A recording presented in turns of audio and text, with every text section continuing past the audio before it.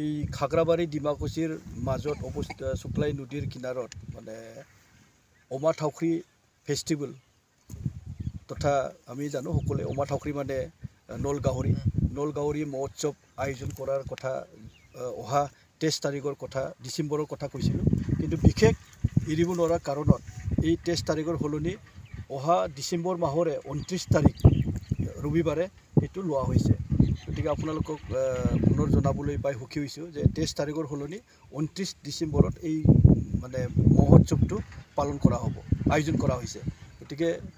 সকলোৱে 23 তাৰিখৰ সলনি যাতে 29 তাৰিখত ৰবিবাৰত এই খাগৰাবাৰী ডিমাকুছিৰ মাজত যি নেকি শিমলিগুৰিয়া গাঁৱৰ ওচৰত শুক্লাই নদীৰ কিনাৰত সকলোৱে আহে এনজয় কৰে সেইটোৱে আপোনালোকৰ থ্ৰুদি মই আহ্বান কৰিলোঁ কোন থাকিব ফেষ্টিভেলটো আমি ইয়াতে দিনজোৰা কাৰ্যসূচীৰে পালন কৰা হ'ব ইয়াতে থলুৱা খাদ্য সম্ভাৰ এটা চলিব লগতে কিছু সেল্ফ হেল্প গ্ৰুপ বা দোকান পোহৰ দিব ইয়াতে তাৰ লগতে মানে স্থানীয় শিল্পীসকলে সন্ধিয়াৰ পৰা মানে নৃত্য তথা গীত পৰিৱেশন কৰিব তাৰ ঠিক এইবিলাক কাৰ্যসূচী সামৰি আমি যিহেতু ইয়াত বলিউডৰ সকলোৰে হাৰ্টথ্ৰব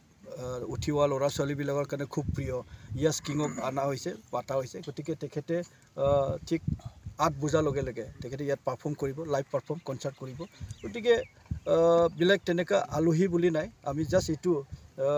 নলগাহৰিটো যিহেতু হেৰাই যাব ধৰিছে আমাৰ মাজৰ পৰা সেইটো এটা প্ৰমোশ্যন ৰাইজৰ জনাৰ লগতে উঠি অহা ল'ৰা ছোৱালীবিলাক প্ৰজন্মই যাতে নলগাহৰি কি আছিলে সেইটো জানিবৰ কাৰণে আমি এটা প্ৰমোট কৰিব বিচাৰিছোঁ আৰু আমি জানো যে ইয়াত আমাৰ ওচৰতে থকা বৰনদী ৱাইল্ড লাইফ চেংচুৰীখন বিশেষভাৱে নলগাহৰিৰ কাৰণে ঘোষণা কৰিছিল চৰকাৰে গতিকে সেই নলগাহৰি আমাৰ মাজত মানে দেখিবলৈ নাপায় গতিকে এইটো এটা প্ৰমোশ্যন কৰিবৰ কাৰণে আৰু ইয়াত অঞ্চলত টুৰিষ্ট এটা স্পট খুব মানে সম্ভাৱনীয় এটা স্থান গতিকে সেইটো আমি প্ৰমোট কৰিব বিচাৰিছোঁ এই বছৰ এদিনীয়া কাৰ্যসূচীৰে এই উৎসৱটি বিনামূলীয়াকৈ আচ্ছা এই উৎসৱত লোকেল অঞ্চলৰ কাৰণে খুব মানে নতুনৰ কাৰণে আমি এইবাৰ বিনামূলীয়াকৈ কৰিব বিচাৰিছোঁ কিন্তু কিছু যিহেতু যাৱতীয় খৰচা আছে গতিকে তাৰ কাৰণে বিশেষভাৱে ব্যক্তিগত হিচাপত আমি কিছু মানে টিকেটৰ প্ৰদান কৰা হ'ব আচলতে এই উৎসৱটি প্ৰথমবাৰৰ বাবে বিধানসভাত অনুষ্ঠিত আচলতে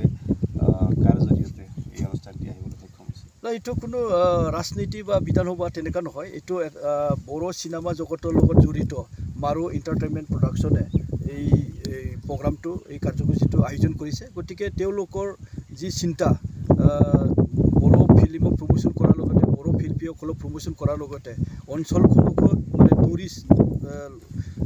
দিশলৈ আগুৱাই নিবৰ কাৰণে তেওঁলোকে চেষ্টা কৰিছে লগতে নলগাহৰিটো কেনেকৈ আমাৰ মাজত সদায় মানে নতুন প্ৰজন্মই জানি আৰু সংৰক্ষণ কৰিব পাৰে ইয়াৰ ওপৰত পদক্ষেপ লৈছে কিমান লোকৰ সমাগম হ'ব ইয়াতে আমি আশা কৰিছোঁ এইবাৰ প্ৰথম যিহেতু আৰু প্ৰচাৰ খুব মানে তেনেকুৱা কৰা হোৱা নাই তথাপি আমি 10,000-ৰ পৰা 15,000 ভিতৰত মানুহ এটা মানে আশা কৰিছোঁ